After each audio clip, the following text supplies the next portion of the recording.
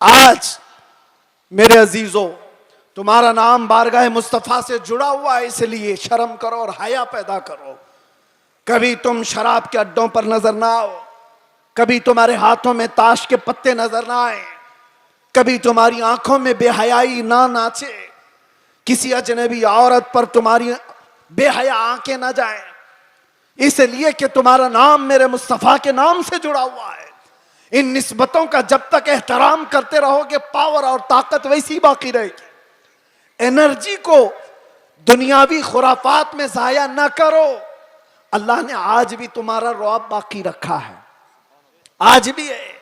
हमने खुद महसूस किया है, हमने देखा है। आपको खुद को अंदाजा नहीं, लेकिन दुनिया को अंदाजा है।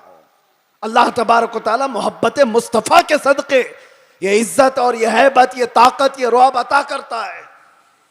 लेकिन अगर तुम ये सोचोगे कि इज्जत हम किसी और जरिए से ढूंढेंगे, हमने देखा है लखनऊ में आज से 2-3 साल पहले एक कुत्ता आया था जो अपना नाम भी बदल लिया था, याद होगा। बहुत टीवी पर बिठा दिया जाता था, धर्म भी बदल लिया, नाम भी बदल लिया।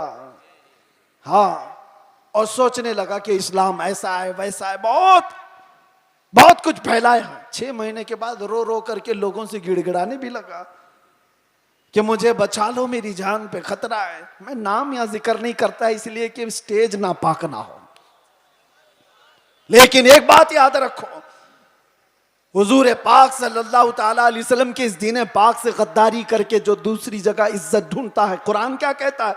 वमन यब्तगी गैरल इस्लामी दीनन फलन युक़बल मिन्ह। अल्लाह ताला ने कुरान में फरमाया, और यही बात मैं आपसे कहता हूं। आला हजरत क्या कहते हैं, सुनो। आला हजरत फरमाते हैं, बारगाह मुस्तफ़ा सल्लल्लाहु ताला अलैहि वसल्लम से जो गद्दारी किया, जो उनके दर से यार फिरते हैं, दर बदर यूं ही खार फिरते हैं, दर बदर यूं ही खार फिरते हैं। इज्जत ढूंढो आमिना के लाल के पास, इज्जत ढूंढो गुंबद खजरा के मकीन के पास। हमने दुनिया में देखा है जो नबी पाक की गुलामी को अपनाए हैं, 70 साल के भी होते हैं तो उनकी खूबसूरती में फर्क नहीं आता। 80 साल के भी हो जाएं तो उनको बूढ़ा कोई नहीं कहता। आज भी मौजूद है हमारे मशाइख, लेकिन इज्जतों में कोई कमी नहीं। और जिन्होंने पूरी हिंदुस्तान में फितना और फसाद मचा करके सियासत किया था, 90 साल के ऊपर भी हो गए, अभी मरने को तैयार नहीं। ऐसे बहुत सारे लीडर बैठे हुए हैं जिनको कोई पूछता भी नहीं, अखबार के किसी कोने में उनका नाम भी नहीं। बहुत सारे ऐसे 40-40 साल लोगों की नौकरियां करते रहे। मैं जॉब की बात नहीं कर रहा हूं, सियासत में इसकी उसकी चाटते रह गए तलवे और कुछ नहीं हासिल कर पाए। लेकिन मेरे मुस्तफ़ा की गुलामी जिसने अपने गले में डाल दिया था, फिर देखो आप हुजूर ताजुश शरिया के आखिरी अदवार को हमने देखा है, ज़ाहिरी जिंदगी के आखिरी दौर को भी देखा है। मेरे अजीजों, 75 साल की उम्र हो गई थी। 1 लाख नौजवानों को, खूबसूरतों को एक तरफ बिठाओ और एक तरफ बरेली के उस शहजादे को बिठाओ, और देखो दुनिया किसकी तरफ देखती है। क्यों? ये चेहरे पर गाजा और ये चेहरे पर कशिश, ये पाउडर और लाली की नहीं, ये मुस्तफ़ा करीम की गुलामी की है। मुस्तफ़ा करीम सल्लल्लाहु ताला अलैहि वसल्लम के मोहब्बत का जो जमाल है वो कभी कम नहीं होता। बचपन में हम सुनते आते थे, मोहम्मद के गुलामों में बुढ़ापा आ नहीं सकता। इसीलिए इज्जत इधर उधर क्यों ढूंढते हो, क्यों जाते हो? उन नौजवानों पर मुझे बड़ा तरस आता है जो कहते हैं दुनिया पता नहीं क्या कहेगी। 5 ग्राम की टोपी उनको भारी लगती है, 5 किलो की फटी जीन्स पहन करके फैशन समझता है। दाढ़ी उसको बहुत भारी लगने लगती है, चुभती है, गड़ती है। रोज उसको निकाल करके गटर नाली में फेंक देता है। और दाढ़ी भी बेचारी इतनी जिद्दी है, रोज आकर के उसको बताती है तू मर्द है। वो निकाल करके कहता है नहीं हूं मैं। वो भाग रहा है। कैसी हैरत की बात है, तुम जिद पे अड़े हो कि नहीं हूं मैं, और वो भी जिद पे अड़ी है, रोज आके बताती है। कि तू मर्द है। बेचारा आखिरी दम तक मानने को तैयार नहीं। और हैरत की बात है, जब इनसे पूछा जाए दुनिया का सबसे हसीन चेहरा कौन सा था, तो सब एक जुबान होकर कहते हैं आमिना के लाल का चेहरा सबसे हसीन था। फिर मैं पूछता हूं, उस आमिना के लाल के चेहरे पर जब दाढ़ी थी तो तुझे ऐब क्यों लगती है, तुझे बुरी क्यों लगती है? दुनिया का सबसे ज्यादा हसीन चेहरा मेरे मुस्तफा का था, और वो दाढ़ी वाला था, दाढ़ी वाला था। और एक बात उन औरतों से भी कहता हूं, जो औरतें खुले बाल में समझती हैं कि ये फैशन है, आधे नंगेपन को समझती हैं फैशन है, यानी दुनिया ने इनको ये बताया है कि नंगे रहने को फैशन कहते हैं, आधे कपड़े पहनने को फैशन कहते हैं। अगर आधे कपड़े पहनना फैशन है तो तुमसे ज्यादा फैशनेबल तो भैंस है जो पूरी नंगी रहती है, वो कभी कोई कपड़ा नहीं पहनती। वो जानवर तो तुमसे ज्यादा फैशनेबल है, पूरे ओपन है। जानवरों की तरह दुनिया तुम्हें बनाना चाहती है और तुम समझ रहे हो फैशन है। फैशन वो नहीं। नौजवानों से कहता हूं, देखना हो तो खालिद बिन वलीद को देखो, औरतें देखना हो तो मेरे मुस्तफा की बेटी को देखो। सब औरतें कहती हैं अल्लाह हमें कनीजाने फातिमा में शामिल करे, दुआ तो करती हैं और फख्र भी करती हैं, कनीज़े फातिमा नाम भी रखती हैं। लेकिन सोचा कभी दुनिया की सबसे इज्जत वाली खातून, सबसे इज्जत वाली खातून, जिसका मकाम कयामत के दिन भी क्या होगा पता है? फरिश्तों को, आपको मैं बता रहा हूं, हदीस में मौजूद है, फरिश्ता महशर के मैदान में ऐलान करेगा, गद्दू अबसारकुम फइन्न फातिमा बिन्त मुहम्मद तमुर्रु इलल जन्ना। ऐ महशर वाले लोग, सब अपनी आंखें नीची कर लो, मोहम्मद अरबी की बेटी जन्नत की तरफ जा रही है। कयामत के दिन ऐलान हो रहा होगा। इज्जत का वो मकाम, इज्जत का वो मकाम मैदान महशर में जिसकी इज्जत का ऐलान हो रहा होगा। लेकिन मैं खवातीन से कहता हूं, दुनिया की सबसे इज्जत वाली खातून के सर पर हमेशा दुपट्टा रहा, और तुम समझती हो इज्जत खुले बन में है, फैशन करने में। फैशन वो है ही नहीं, हम उसको फैशन नहीं समझते। वो जानवरों वाली जिंदगी है जो औरतों को नंगा करके हवस के पुजारियों के सामने लाकर खड़ा किया जाता है। औरत को इन लोगों ने तमाशा बनाया हुआ है, औरत को दुनिया ने आज आलयकार बनाया हुआ है, अपनी हवस का निशाना है। क्यों? क्या इज्जत वाले लोग अपनी बेटियों को इस तरह से रखना चाहते हैं? वो दूसरों की बेटियों को नंगा देखना चाहते हैं, अपनी बीवी को और अपनी बेटी को नहीं, दूसरों की बेटियों को नंगा देखना चाहती है दुनिया। इसीलिए मेरे अजीजों, दुनिया के प्रोपेगंडे पर न जाओ, इज्जत तुम्हें मेरे मुस्तफा के कदमों में मिलेगी। और सहाबा कराम ने यह नुक्ता महसूस किया था, इसलिए कभी उन्होंने दुनिया क्या कर रही है, दुनिया कैसे चल रही है, उसकी तरफ देखा ही नहीं। वो पैबंद लगे कपड़ों में भी जाते थे तो बादशाह भी खड़े हो जाया करते थे, वो बगैर चप्पल के भी जाते थे तो पूरे इलाके फतह करके लौटते थे। उन्होंने कभी उन तमाम चीजों में इज्जतें नहीं ढूंढी। एक साहबी हजरत नौमान एक मुल्क में सफीर बन करके गए थे मेरे मुस्तफा के। सफीर समझते हो ना, एम्बेसडर, कासिद। और जब हुजूर पाक के सफीर बन करके ये सहाबी गए तो जिस मुल्क के बादशाह के पास ये जा रहे थे, उस बादशाह ने बहुत सुन रखा था, चर्चा सुन लिया था अरब के इनकलाब का, मेरे मुस्तफ़ा सल्लल्लाहु अलैहि वसल्लम के दीवानों के हुजूम का। तो उसने क्या किया? इंतजामात किया, तैयारियां की, कालीन बिछाया। रेड कारपेट आज भी किसी के लिए बिछाया जाता है, रेशम का कालीन बिछाया, सोने से कलाई की हुई कुर्सी लगा दिया कि मोहम्मद अरबी का सफीर आ रहा है। बादशाह खुद मुसलमान नहीं था लेकिन इज्जत कर रहा था। हजरत नौमान जिस वक्त वहां पहुंचते हैं, देखा उनका इंतजाम ये रेशम के कालीन से है। आपने ठोकर मार करके रेशम के कालीन को अलग कर दिया, जमीन पर चलने लगे। बादशाह भी देख रहा था, और जब कुर्सी पर बैठने का वक्त आया, सोने से कलाई की हुई कुर्सी है, आपने कहा इसको हटाओ, आम सी कुर्सी लाओ, उस पर मैं बैठूंगा। बादशाह ने देखा और कहा कि ये लोग इतना घमंड करते, इतना एटीट्यूड है इनको, हमारी चीजें इस्तेमाल नहीं करेंगे। हजरत नौमान ने बताया, ना घमंड ना तकब्बुर, यह हमारा गुरूर नहीं है।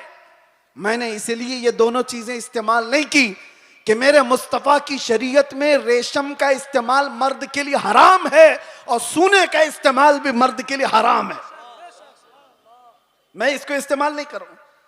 लोग तो ये समझ लेंगे दुनिया का कानून है, इनकी इज्जतों का तरीका है, मिल मिल आपके लिए कर लेना चाहिए ना। वो सहाबी थे और उन्होंने ये दो चीजों को टुकराया, तो किसी ने कहा वो तो तुम्हारे रसूल मदीने में बैठे, तुम तो सैकड़ों मील दूर यहां हो। उस सहाबी ने गरज कर कहा था, मुसलमान सिर्फ मदीने में मुसलमान नहीं होता, दुनिया के हर चप्पे में रहे अपने मुस्तफा का वफादार होता है।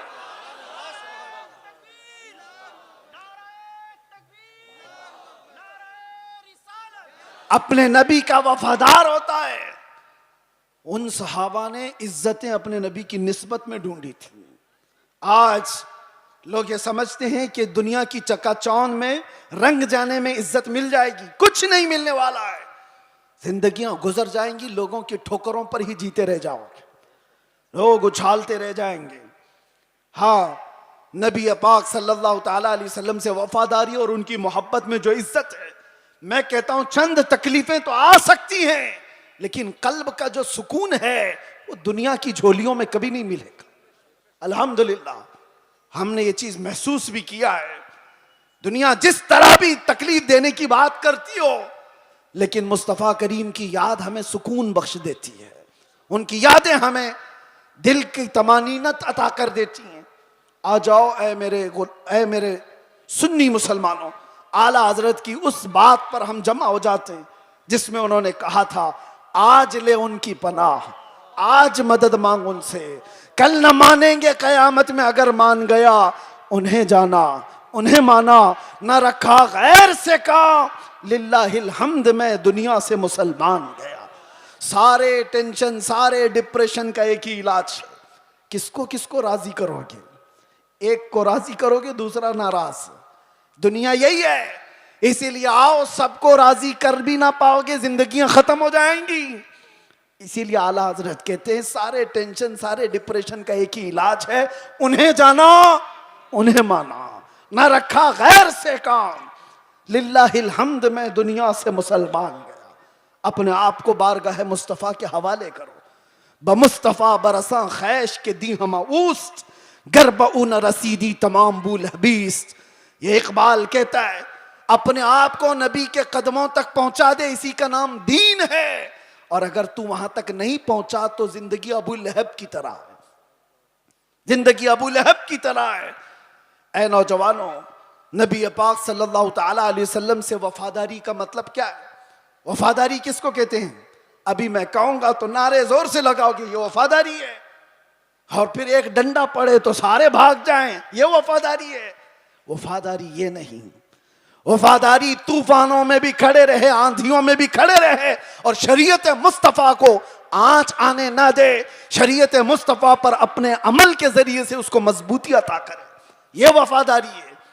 मिसाल के तौर पर, मैं अगर किसी को कोई चीज दे करके जाता हूं, एक कपड़ा ही सही, मोहब्बत का तकाजा तो यह है कि लोग उसको संभाल कर रखेंगे, सही बात है। मैं अगर अपना अमामा किसी को दे दूं, 4 लोगों को, और मैं कहूं कि इसको संभालो, तुम्हारी अगर मोहब्बत है तो इस चीज को संभाल कर रखोगे। लेकिन वक्त ऐसा आया कि सारी जगहों पर बोलते तो घूम रहे, हमारे पास ये है, हमारे पास अमामा है, हमारे पास कपड़ा है, लेकिन पूछा गया है कहां? पता चला किसी गटर में रखा हुआ है, किसी कीचड़ में है, किसी मट्टी में है, कहीं पड़ा हुआ है। बस जुबानों पर है कि हमारे पास है, बिला तशबी बिला तमसील। दीने मुस्तफा के साथ हमने यही किया हुआ है। फख्र तो करते हैं कि हम मुसलमान हैं, इस्लाम हमारे पास है। कहां है वो इस्लाम?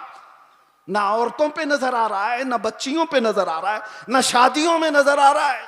वो इस्लाम है का जुबानों पर। वफादारी इसको नहीं कहते। वफादारी ये है कि तुम्हारे जिस्म पर इस्लाम नजर आए, तुम्हारे अमल में इस्लाम नजर आए, तुम्हारे अखलाक में इस्लाम नजर आए, तुम्हारे बोल चाल में, तुम्हारे तरीक़ेकार में इस्लाम नजर आए। मस्जिदों में क्यों नहीं नजर आता? फजर में क्यों गायब हो सारे के सारे? इस्लाम कहाँ है? मेरे अजीजों, नारा लगाना ये दुनिया का सबसे आसान काम है। ये शहादत कहे उल्फत में है कदम रखना, लोग आसान समझते हैं मुसलमान होना। और इसीलिए मेरे आका सल्लल्लाहु अलैहि वसल्लम ने एक सहाबी से फरमाया था, हम तो छोड़ो, हम तो बहुत निकम्मे लोग हैं, बहुत दूर के हैं। वो सहाबा थे जो दुनिया के सबसे अच्छे लोग थे। एक सहाबी ने आकर के हुजूर से इतना कहा था, वल्लाही इन्नी ला उहिब्बका या रसूल अल्लाह, कसम खुदा की है अल्लाह के रसूल, मैं आपसे बहुत मोहब्बत करता हूं। हुजूर ने क्या फरमाया जानते हो? उन्जुर मादा तकूल, सोच के बोल क्या कह रहा है। हम तो आसानी से कहते ना, या रसूल अल्लाह आपसे हम प्यार करते हैं, मोहब्बत करते। सहाबी ने जब ये कहा था, हुजूर फरमाते हैं सोच के बोल क्या कह रहा है। उन्होंने दूसरी बार कहा, कसम खुदा की या रसूल अल्लाह मैं बहुत मोहब्बत करता हूं। हुजूर ने फिर कहा, सोच समझ करके बोल। तीसरी बार उन्होंने कहा, कसम खुदा की या रसूल अल्लाह मैं आपसे मोहब्बत करता हूं। तब मेरे आका ने फरमाया, अगर तू अपनी बात में सच्चा है तो फिर इंतजार कर, मुसीबतें ऐसे आएंगी जैसे पहाड़ से पानी गिरता है, इतनी तेज आएंगी मुसीबतें, उसके लिए तैयार रह जा। तो ये सहाबी को हुजूर ने फरमाया है, जब हम बारगाह मुस्तफा में अपनी मोहब्बत का इजहार करते हैं तो दुनिया नोच खाने के लिए दौड़ती है। ये सारे जो मामलात हमारे साथ होते हैं यूं ही नहीं होते। मसलहत की बातें करो, कोई हमसे नहीं पूछेगा। आप ये वलवला अंगेज बातें, जज्बात की बातें ना करो, कोई नहीं पूछेगा। तबलीगी जमात को तो इजराइल में भी एंट्री है, उनके लिए कोई खतरा नहीं है, कुछ नहीं। हाँ, हुजूर पाक की मोहब्बत में सीरियस कोई नजर आता है तो दुनिया उसको कहती है डेंजरस पर्सन, डेंजरस, बहुत ज्यादा खतरनाक। हुजूर से मोहब्बत करने वाले पर ये दुनिया के सारे सोशल साइट्स, फेसबुक, इंस्टा, ये सब बैंड लगा देते हैं। ये सारी वीडियोस नहीं आना चाहिए इसकी। हुजूर की मोहब्बत की बात करता है और सीरियस करता है। पता ये चला मेरे अजीजों, असल ईमान यही है जिससे दुनिया को खौफ है। लेकिन आपको मैं ये कहता हूं, नबी पाक सल्लल्लाहु, दुनिया की सबकी नजरें तुम्हारी तरफ है, तुम्हारे अखलाक की तरफ, तुम्हारे किरदार की तरफ। और याद रखना, मैं आज इजहार भी कर देता हूं, मोहब्बत मुस्तफा का मतलब ये नहीं है कि किसी जगह अपने आप को बम बांध करके ब्लास्ट कर ले। ये सुन्नियों का शिवा नहीं, ये आशिक रसूल का शिवा नहीं है। आशिक रसूल खुले मैदान में बात करता है, खुले मैदान में बात करता है। ये तमाम चीजें जो हरकतें हिंदुस्तान की सरजमीन पर हो या दुनिया की किसी सरजमीन पर, आतंकवाद जिसको कहा जाए, दहशतगर्द जिसको कहा जाए, टेररिज्म जिसको कहा जाए, इश्क मुस्तफा से उसका राई के दाने के बराबर भी ताल्लुक नहीं होता। हम ऐसे लोगों को नहीं जानते, ऐसे लोगों को नहीं मानते। और नौजवानों, ऐसा कभी कोई बहकाए तो कान खड़े कर लेना तवज्जो से, क्या अपने आप को हिलाकत में डालना, कुरान कभी इसकी इजाजत नहीं देता।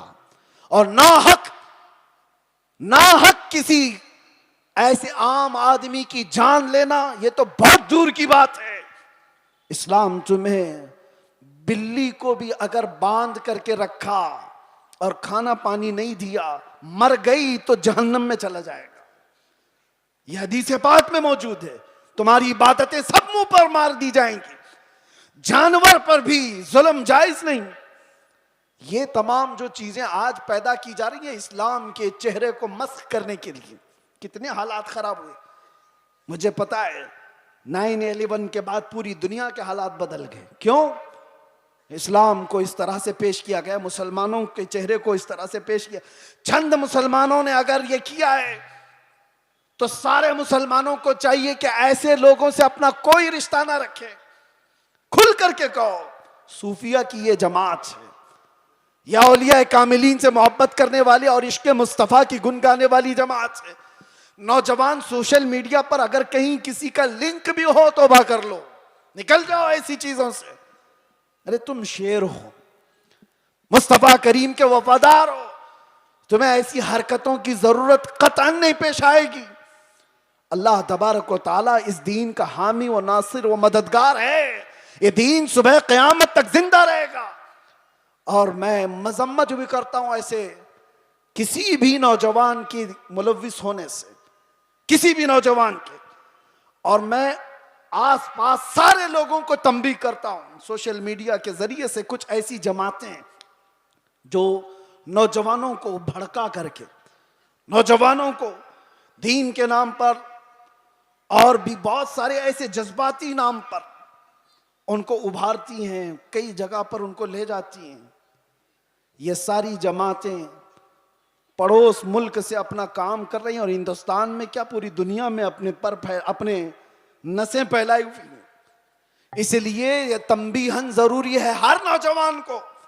सोशल मीडिया का भी इस्तेमाल करो तो बहुत सोच समझ करके, किसी के हत्थे मत चढ़ जाना, किसी ऐसे के हत्थे मत चढ़ जाना जो तुम्हारे जज्बात का इस्तेमाल करके तुमसे ऐसे काम करवा दे जो पूरी उम्मत मुस्लिमा के लिए खतरा बन जाए, पूरे इस्लाम के लिए खतरा बन जाए।